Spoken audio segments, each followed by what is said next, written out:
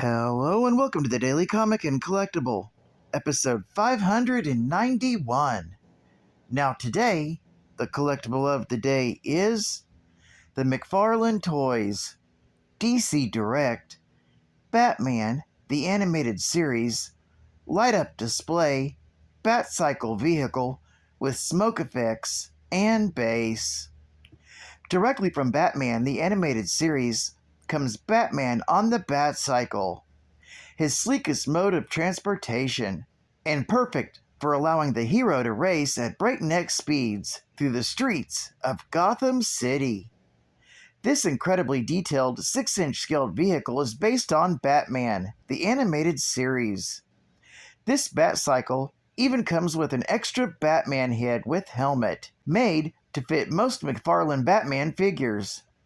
Also includes smoke effects for burning rubber and a reversible display base and stand. This highly detailed Batcycle with intricate deco also includes light-up effects with included batteries. Light-up effects include the Batcycle's headlight, red taillight, and holographic dash display with full display monitor below the dash. Also includes collectible art card with character biography on the back and full art on the front. Batcycle was released in 2023. My Batcycle is displayed with the Mcfarlane Toys DC Direct Cell Shaded Batman version 2, released in 2022, and in the 1/12 scale. Both were released by Mcfarlane Toys. Now, the comic of the day is Batman's Dark Knight 3, The Master Race, Volume 1, Issue Number 1, with the cover date of January 2016. With story by Frank Miller and Brian Azzarello, art by Andy Kubert and Frank Miller, and cover by Albuquerque. This is the Fried Pie variant cover, and these two titles are Master Race Book 1 and The Dark Knight Universe Presents The Atom. The Master Race Volume 1 opens 3 years since Batman was last active. In that time, most believe that he's gone or dead, rejecting the idea that he would ever come back. But they were wrong. A photo of what appears to be Batman is taken, showing him mercilessly taking down cops who were going to shoot an unarmed boy. The media, of course, blows up. All that is talked about is the return of the Batman. Commissioner Ellen Yindel is asked for any comment on the return of the Dark Knight. But the scene changes to Wonder Woman, who is battling a Minotaur with Jonathan, her son, in a papoose. Wonder Woman returns to the new Paradise City, where she learns that her daughter, Laura, has once again visited the Fortress of Solitude to meet with her father, Superman. Laura talks with her father, who has frozen himself in ice. Upon closer inspection, Laura notices the Bottle City of Kandor has given a distress signal. Meanwhile, back in Gotham, Ellen Yindel is alone on the roof of the Gotham City Police Department, pondering Batman's return while viewing the neglected bat signal. An officer reports that Batman is about to be arrested, and she smiles. At that same moment, Batman is being chased. He veers off into an alley and ditches the motorcycle he was using. Cops quickly surround him and beat him with nightsticks. A cop notices unusual features of the Batman, but before he can say what, he's knocked unconscious. Yindel gets on the scene and unmasks the beaten Batman, who turns out to be Carrie Kelly. When asked where Bruce Wayne was, Kelly falls to the ground and claims Bruce Wayne is dead. This story is continued in Dark Knight 3, The Master Race, Part 2. In the Dark Knight universe presents The Atom, the story opens with the Atom, also known as Ray Palmer, having sparring lessons with some sort of reptile. Once finished, he returns to normal size and reads a notification detailing the arrest of Carrie Kelly. Upon hearing an intruder, he arms himself. The intruder turns out to be Ball, a resident of the shrunken city of Kandor and Superman's daughter, who asks for help to restore Kandor back to its original size. This story is also continued in The Dark Knight 3, The Master Race, issue number 2.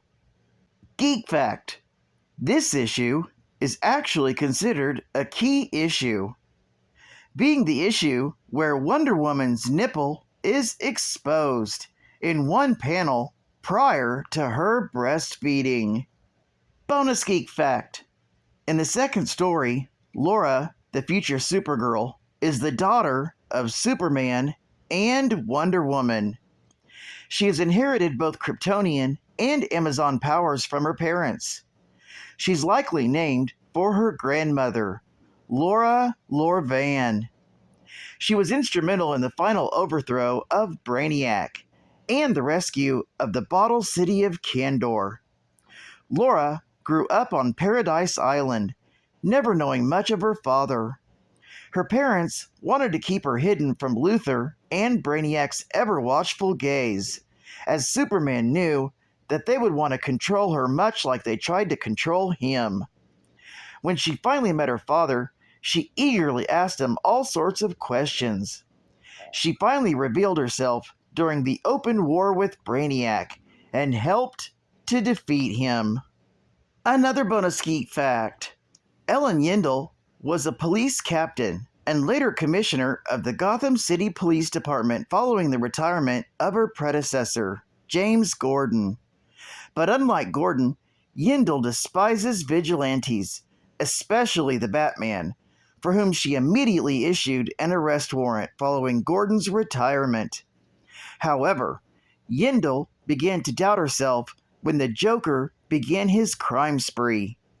Problems further arises for Yindel when Gotham fell into anarchy following the detonation of an electromagnetic pulse over the United States, caused by a Soviet nuclear warhead, in which she and her police force were unable to reign order on the city, until Batman and Robin led the Sons of Batman into non-violently quelling the riots and making Gotham much safer. Strange, but true. Interestingly, there are no ads within this issue, but they did add the second story, The Dark Knight Presents The Atom, as a mini comic within this comic, like an ash can in size, but just as high quality as the comic itself. Wow! And final geek fact: in the main story, Carrie Kelly was a 13-year-old schoolgirl and Girl Scout who was attacked by muggers one night, but was saved by the recently returned and grizzled elder Batman on his first night out of retirement. She then spent her lunch money on a Robin costume and hunted down some petty con men to find Batman again, using a slingshot loaded with firecrackers as weapons. Unlike the two previous Robins, Carrie did have parents. They were very neglectful of her, formerly active hippies during the 1960s. They had become apathetic stoners. Jason Todd's death was the reason behind Batman's retirement, and when Carrie became the new Robin after saving his life from an enemy, Bruce threatened to fire her numerously for disobeying orders. But since she showed immense talent, he allowed her to stay.